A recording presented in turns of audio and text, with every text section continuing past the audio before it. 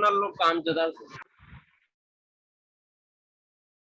बेटा आज हम पढ़ेंगे अपने इस क्लास के माध्यम से कि जो उद्योग है उनको हमने दो भागों में बांटा है। निर्माण के आधार पर उद्योगों को हमने बांटा था दो भागों में। बेटा एक तो था परंपरागत और एक था उच्च प्रौद्योगिकी उद्योग। एक तो परंपरागत और एक था उच्च प्रौद्योगिकी उद्योग। अब हम दोनों को समझेंगे। सबसे पहले परंपरागत को समझते हैं। देखो परंपरागत उद्योग वह है, परंपरागत उद्योग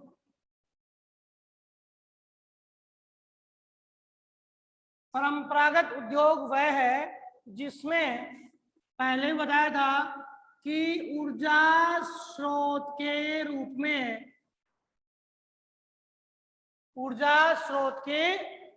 में आपके इस उद्योग में किसका उपयोग किया जाता है भाई? कोयले का उपयोग किया जाता है। किसका? कोयले का उपयोग किया जाता है। ऊर्जा स्रोत के रूप में किसका? मुख्य रूप से कोयले का उपयोग किया जाता है। ऐसे उद्योग, इनको हम कौन सा उद्योग कहेंगे? परंपरागत उद्योग कहेंगे। मुख्यतः ध्यान रखें कि हमने इन उद्योगों का आधार माना है ऊर्जा स्रोत की उपयोगिता। किस ऊर्जा स्रोत को हमने उपयोग किया है? तो किसको? हमने कोयले को यूज किया है। ठीक है। ऐसे उद्योगों में आपके भारी धात्विक उद्योग हैं, जैसे लोहे इस्पात उद्योग। कौन सा उद्योग बेटा? लोहे इस्पात उद्योग। विश्व में हम देखें तो लोहे इस्पात उद्योग कोयला खदानों के पास आपको मिलते हैं। कहाँ मिलते हैं? लोहा इस्पात उद्योग कहाँ मिलते हैं बेटा? कोयला खदानों के पास मिलते हैं। तो ये भारी धात्विक है और कोयला है, वो इनको धातुओं को पिघलाने के लिए सबसे महत्वपूर्ण क्या था? ऊर्जा स्रोत है। वर्तमान में तो उच्च प्रौद्योगिकी उद्योग आए हैं, इसमें कोयले की जगह दूसरे ऊर्जा स्रोत जैसे बिजली है, जैसे पेट्रोलियम है, इनका हम उपयोग करने लगे हैं। तो बेटा एक बात आपके सामने पहले भी आई थी कि उद्योगों का केंद्रीकरण है हमारे देश में, और भारी धात्विक उद्योगों में तो लगभग सब जगह केंद्रीकरण है, क्योंकि एक स्थान से दूसरे स्थान पे ले जाने में लागत आती है, ऊर्जा स्रोत की भी और कच्चे माल की भी। इस लागत की दृष्टि से देखें तो उद्योगों का विकास संभव नहीं हो पाता, इसलिए उनको उन्हीं क्षेत्रों में स्थापित किया जाता है जहां पे ऊर्जा स्रोत भी है और आपके कच्चे माल के स्रोत भी है। ठीक है। अब हम बात करते हैं कि जो ये उद्योग है जिनमें कोयले के द्वारा जो आपके उद्योगों का विकास निश्चित किया जाता है, उन उद्योगों को एक प्रश्न आता है बेटा, धुएं की चिमनी वाला उद्योग। प्रश्न आ जाए कि धुएं की चिमनी वाला उद्योग कौन सा है? तो ऐसे उद्योग जिनमें कोयला मुख्य रूप से ऊर्जा स्रोतों के रूप में उपयोग किया जाता है, उसको हम धुएं की चिमनी वाला उद्योग कहते हैं। क्या कहते हैं बेटा? धुएं की चिमनी वाला उद्योग कहते हैं, जिसमें कोयला मुख्य रूप से उपयोग किया जाता है। तो प्रश्न लिख लीजिए, ये वाला लिखिए, धुएं की चिमनी वाला उद्योग किसे कहा जाता है? ठीक है। तो धुएं की चिमनी वाला उद्योग वो है जिसमें कोयले की प्राथमिकता होती है ऊर्जा स्रोत के रूप में। ऐसे कौन कौन से उद्योग हैं? तो सारे भारी धात्विक उद्योग हैं, वो इससे जुड़े हुए हैं। ठीक है। रसायन उद्योग है, वो भी इससे जुड़े हुए हैं। रसायन उद्योग है, वो भी इससे जुड़े हुए हैं। ठीक है। ये किससे जुड़े हुए हैं? ये जुड़े हुए हैं आपके धुएं की चिमनी वाले उद्योग से जुड़े हुए हैं। अब आपके प्रश्न एक और आता है कि साहब बताइए कि ये परंपरागत उद्योग हैं, इन उद्योगों को हम कैसे चिन्हित करें, इनकी पहचान क्या हो, या इन परंपरागत उद्योगों की क्या विशेषता है। परंपरागत उद्योगों की विशेषता या पहचान, परंपरागत उद्योगों की विशेषता या पहचान।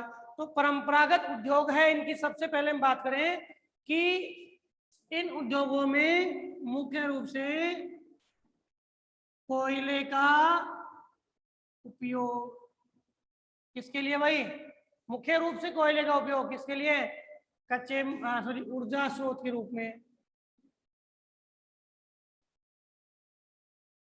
ठीक है, अब कोयले का प्रयोग। अब परंपरागत उद्योग ऐसे हैं जहां पे रोजगार के अवसर तो है, रोजगार के अवसर हैं, उसमें निर्माण उद्योगों में रोजगार का अनुपात है वो क्या होता है बेटा, ऊंचा होता है, सर्वाधिक मात्रा में रोजगार के अवसर यहाँ पे मिलते हैं। तो रोजगार का अनुपात निर्माण उद्योग में अधिक होता है, क्योंकि यहाँ पर सस्ते श्रमिकों की ज्यादा आवश्यकता होती है। सस्ते श्रमिक इन्हीं औद्योगिक क्षेत्रों में रहते हैं। कहाँ पर रहते हैं, इन्हीं औद्योगिक क्षेत्रों में रहते हैं, सस्ते श्रमिक हैं, और वो यहीं पर क्या बनाते हैं, आवास बनाते हैं। यहाँ पे जो घर है वो बेटा झुग्गी झोपड़ियों के रूप में होते हैं, याद करना, घर हैं वो झुग्गी झोपड़ियों के रूप में होते हैं।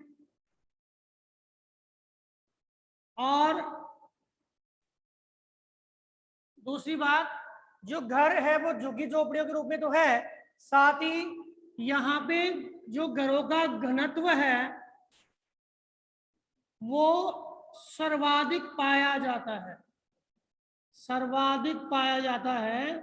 नोट डाउन करते रहना, घरों का घनत्व सर्वाधिक मिलेगा। कैसे मिलेगा भाई, छोटी छोटी झुग्गी झोपड़ियां यहाँ पे मिलेगी, छोटी छोटी क्या मिलेगी, झुग्गी झोपड़ियां यहाँ पे मिलेगी, और घर आपको यहाँ पर मिलेंगे, छोटी छोटी झुग्गी झोपड़ियां और घर आपको यहाँ पर मिलेंगे। तो झुग्गी झोपड़ियों का अनुपात सर्वाधिक और घरों का घनत्व सबसे ज्यादा होता है। तो घरों का घनत्व सबसे ज्यादा होगा, झोपड़ियां हैं, तो सीधी सी बात है पर्यावरण प्रदूषण की समस्या यहां पर पाई जाती है, समस्या पाई जाती है। ठीक है, जैसे मान लो मुंबई है, मुंबई के अंदर एक नाम है धारावी बस्ती। आप धारावी बस्ती को छोड़ो, जहां भी औद्योगिक प्रदेश है उन प्रदेशों में लोग हैं उसी क्षेत्र में रहते हैं। और अगर मान लो औद्योगिक प्रदेश है उसमें सेकेंडरी जो आपके एनर्जी रिसोर्सेज का हम उपयोग करते हैं, तब तक तो बात ठीक है क्योंकि वहां पे मैनेज हो जाता है। लेकिन जब कोयले का प्रयोग कर रहे हैं तो कोयले के प्रयोग से वैसे पोल्यूशन हो रहा है। ठीक है, अब जो अपशिष्ट है वो भी मार्गों में आता है, और वहां पे छोटी छोटी झोपड़ियां हैं वो उद्योग क्षेत्र में स्थापित की जाती है, तो वहां पे एक गंदगी का माहौल हो जाता है और पर्यावरण प्रदूषण की समस्या वहां पे देखने को मिलती है, पर्यावरण प्रदूषण की समस्या वहां पर देखने को मिलती है। इसके कारण क्या हो रहा है, ये सारी स्थिति जिन क्षेत्रों में मिलती है रोजगार के अवसर भी मिलते हैं। ठीक है, तो ये सारी स्थिति, अब यहाँ पे रोजगार तो मिल गया लेकिन फिर भी वो लोग बेरोजगार ही है, क्योंकि उनकी जो स्थिति है वो कैसी है बेटा, छिपी बेरोजगारी के रूप में है, छिपी बेरोजगारी की जैसी है। कैसी है, छिपी बेरोजगारी। क्या होती है बेटा, गुप्त बेरोजगारी, छिपी बेरोजगारी की।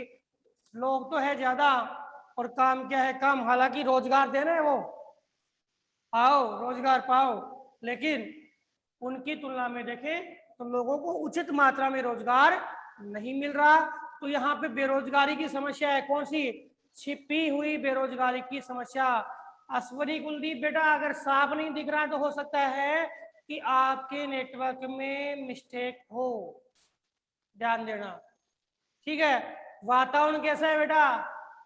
वातावरण पर्यावरण प्रदूषण से ग्रस्त है, गंदगी के ढेर लगे हुए हैं। भाई कोयला यूज करेंगे तो क्या करेंगे भाई? गंदगी के ढेर लगे हुए हैं। अब लोगों में क्या है कि बेरोजगारी है, गंदगी है, वातावरण बिल्कुल बेकार है, तो लोग क्या कर रहे हैं? यहाँ से उत्प्रवास कर रहे हैं साहब। उत्प्रवास जानते हो बेटा? किसी स्थान को छोड़कर दूसरे स्थान पर जाना क्या कहलाता है? उत्प्रवास कहलाता है। तो लोग क्या कर रहे हैं बेटा?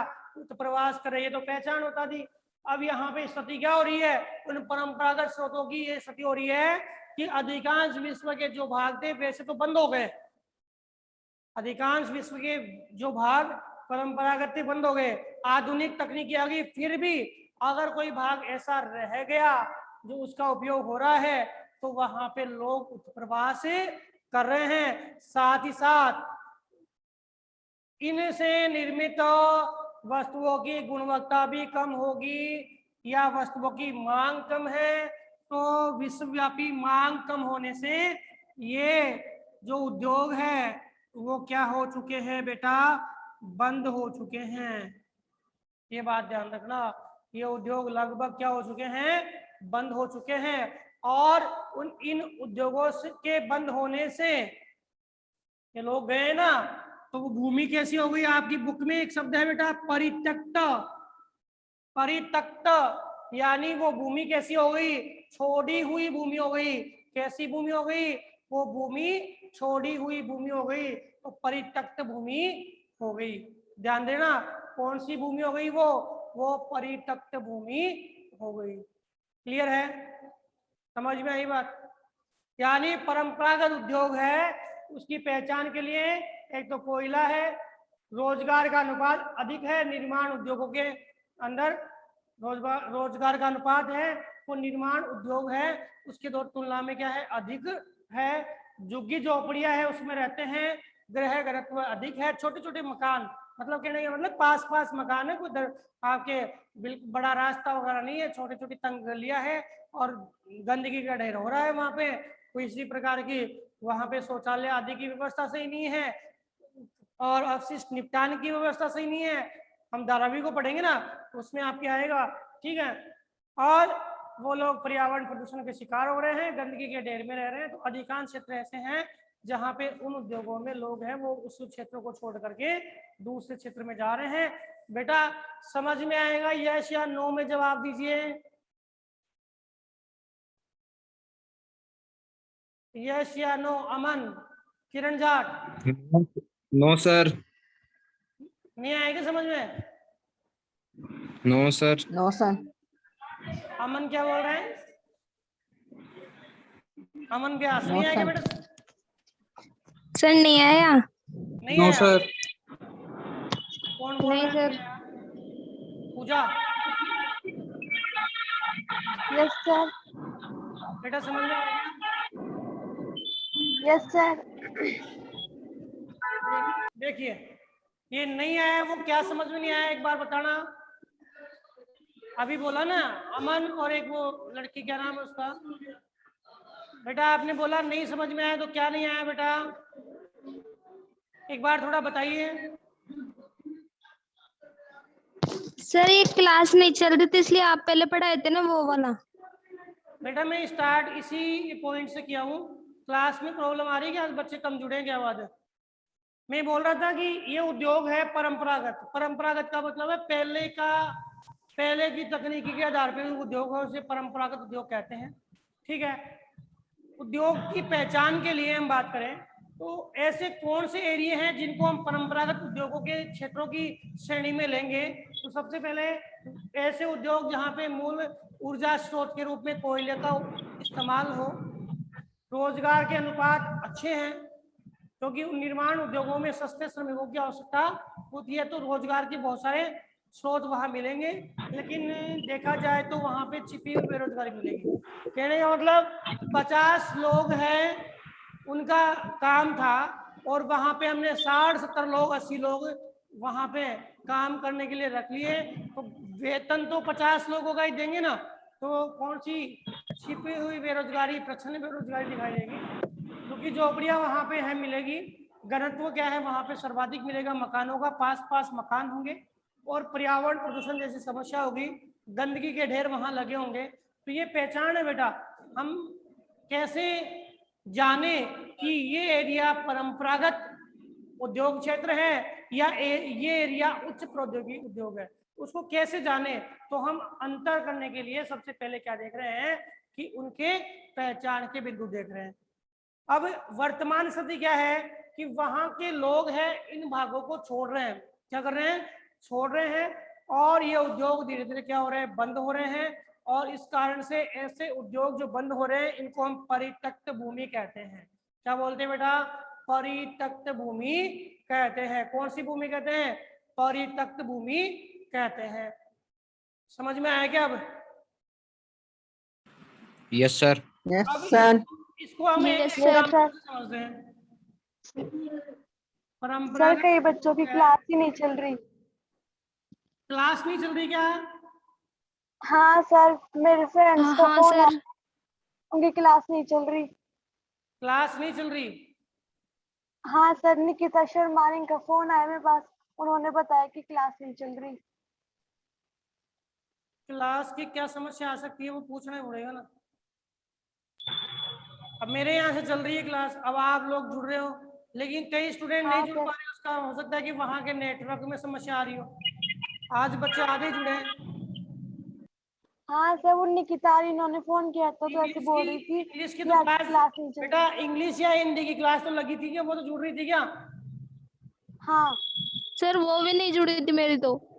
ये है क्या? तो चलो, मैं तो जुड़ गई। जो जुड़े हैं ना वो तो पढ़े एक बार। अब आप जुड़ गए तो आप तो पढ़ो, ठीक है, बाकी रिकॉर्डेड वीडियो से पढ़ लेंगे। ध्यान दीजिए, एक क्षेत्र है जर्मनी का जिसका नाम है बेटा रूहर औद्योगिक क्षेत्र। ध्यान रखना, कौन सी नदी पर है? राइन नदी पर है। रूहर औद्योगिक क्षेत्र है वो कौन सी नदी पर है? तो राइन नदी पर है रूहर औद्योगिक क्षेत्र। अब हम बात करते हैं कि जो रूहर औद्योगिक क्षेत्र है इसमें ये परंपरागत उद्योग की श्रेणी में क्यों लिया गया? तो ध्यान देना कि जो राइन नदी है वो हम पढ़ेंगे भी कि जर्मनी से निकलती है, ब्लैक फॉरेस्ट पर्वत से, और यह नदी स्विट्जरलैंड की और जर्मनी की सीमा बनाती है, फिर फ्रांस में प्रवेश कर जाती है, फ्रांस से पुनः यह जर्मनी में आती है, और जर्मनी में जाने के बाद नीदरलैंड में जाकर के ये नदी रोटरडम के पास आपके उत्तरी सागर में गिर जाती है। 700 किलोमीटर लंबी यह नदी, राइन नदी की बात कर रहा हूं मैं। इसकी एक सहायक नदी है बेटा रूअर। कौन सी है? रूर बोल दो या रूअर बोल दो, ये नदी। और ये राइन नदी का जो क्षेत्र है, जो रूअर जहां जाके मिलती है, इस नदी का क्षेत्र है ये बेटा कोयला उत्पादन के लिए जाना जाता है। कोयला उत्पादन के लिए जाना जाता है। कौन सा एरिया? रूहर जो क्षेत्र है वो कोयला उत्पादन के लिए जाना जाता है। और हम बात करें जर्मनी का विकास जो हुआ, वो जर्मनी का विकास इसी क्षेत्र के कारण हुआ। इस क्षेत्र को हम जर्मनी की आर्थिक रीढ़ कहते हैं साहब। क्या कहते हैं? जर्मनी की आर्थिक रीढ़ कहते हैं। किसको? हम इस रूहर औद्योगिक क्षेत्र को जर्मनी की आर्थिक रीढ़ कहते हैं। ठीक है, अब सर ये क्या होता है? हाँ बेटा, सर ये आर्थिक ऋण क्या होता है? आर्थिक रीढ़ का मतलब होता है, रीढ़ तो हमारी जानता नहीं वाली, अरे बैकबोन, जरा हुआ भी साफ दिखाई नहीं दे बैकबोन रहा। जानते हाँ हो? सर। बैकबोन के हाँ बिना सर। आप खड़े रह सकते हो क्या? चल सकते हो क्या? नहीं चल सकते हो ना? नहीं सर। तो जर्मनी No, की sir. इकोनॉमिक एक्टिविटीज जो है उनका प्रसार है पूरे जर्मनी में है, लेकिन इकोनॉमिक जो डेवलपमेंट है वो जर्मनी का इस एरिया के कारण है। इस कारण से इसे हम क्या बोलते हैं? आर्थिक रीढ़ कहते हैं, इकोनॉमिक बैकबोन कहते हैं। ठीक है, अब ये जो क्षेत्र है इसमें कोयले का उपयोग हो रहा था, वही स्थिति, छोटी छोटी झुग्गी झोपड़ियां, पॉल्यूशन की स्थिति। ठीक है, अब हुआ क्या कि यहाँ पे बनाया जाता था लोहा इस्पात। अब कोयले की मांग हो गई कम। अब ये राइन नदी है ना, राइन नदी से प्रश्न आए कि विश्व का सबसे ज्यादा उपयोग में लाए जाने वाला जलमार्ग कौन सा है? सबसे ज्यादा उपयोग में लाए जाने वाला जलमार्ग कौन सा है? तो बेटा है राइन जलमार्ग। क्यों है? क्योंकि कोयला ट्रांसपोर्ट होता है विश्व में, यहाँ से कोयला ट्रांसपोर्ट होता है यहाँ से राइन से, इसलिए कोयला जो है ट्रांसपोर्टेशन के लिए यह जलमार्ग सबसे ज्यादा व्यस्तम या सबसे ज्यादा उपयोग में लाया जाने वाला जलमार्ग है। अब यहाँ पे लोहे इस्पात का विकास है। अब लोहे इस्पात हो गया खत्म यहाँ पे। अब लोहे इस्पात बाहर से मंगवाकर फिर भी यहाँ पे उद्योग की स्थापना की जा रही थी। कोयले की मांग हो गई कम बाहर, ठीक है, तो कोयले की मांग कम हो गई तो धीरे धीरे ये क्षेत्र था वहां पे लोगों को रोजगार मिलना हो गया कम, गंदगी ज्यादा हो गई और यहाँ पर पॉल्यूशन की स्थिति बढ़ गई, बहुत ज्यादा बढ़ गई। प्रदूषित नदी है एक तरह से। भारत में सबसे प्रदूषित नदी कौन सी है? भारत में नदियां पड़ी थी ना आपने, और बताया था बेटा पॉल्यूशन सबसे ज्यादा किस नदी में है? भारत में। तो भारत में पॉल्यूशन है बेटा दामोदर नदी पर। कौन सी नदी पर है? दामोदर नदी सबसे पॉल्यूटेड नदी है। तो यहाँ पे लोहे इस्पात को बनाया गया, लेकिन धीरे धीरे क्या हुआ कि यहाँ के लोग हैं इस भाग को छोड़कर जाने लगे, ठीक है। अब ये पॉल्यूशन बढ़ रहा है, लोगों को रोजगार की स्थिति प्राप्ति हो रही है क्योंकि कारखाने बंद होने लगे, तो इस भाग को छोड़ के जाने लगे। तो जर्मनी सरकार ने सोचा कि ये लोग सारे के सारे चल जाएंगे साहब। अब हम क्या करेंगे कि ये जो हमारा जो मुख्य औद्योगिक प्रदेश है यही खत्म हो जाएगा, और ये खत्म हो जाएगा, हम हमारा आर्थिक विकास कैसे करेंगे? तो इन्होंने क्या किया, इस रूहर औद्योगिक क्षेत्र को परिवर्तन किया। किसमें? नए रूहर में नया रूहर क्षेत्र बनाया। क्या बनाया बेटा? नया रूहर क्षेत्र बनाया। और नए रूहर क्षेत्र में जो औद्योगिक कार्य हो रहा था उसमें पॉल्यूशन की गिरावट के लिए उन्होंने नवीनतम तकनीकी का प्रयोग किया, पहली बात। दूसरा क्या बनाए? तो इन्होंने गाड़ियों के कारखाने लगाए नवीनतम तकनीकी के आधार पे। और क्या किया इन्होंने यहाँ पर औद्योगिक विश्वविद्यालय खोले, ठीक है, और अन्य सेक्टर के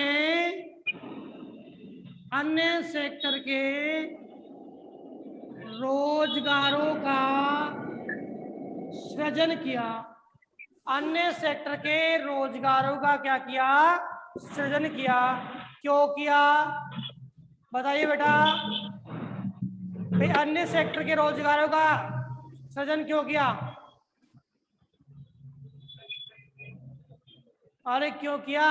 क्योंकि जर्मनी अपने रीढ़ क्षेत्र को, इकोनॉमिक बैकबोन वाले क्षेत्र को बचाने के लिए तत्पर था। इसलिए उसने क्या किया? क्या किया बेटा, उसने ये सारी एक्टिविटीज लागू की।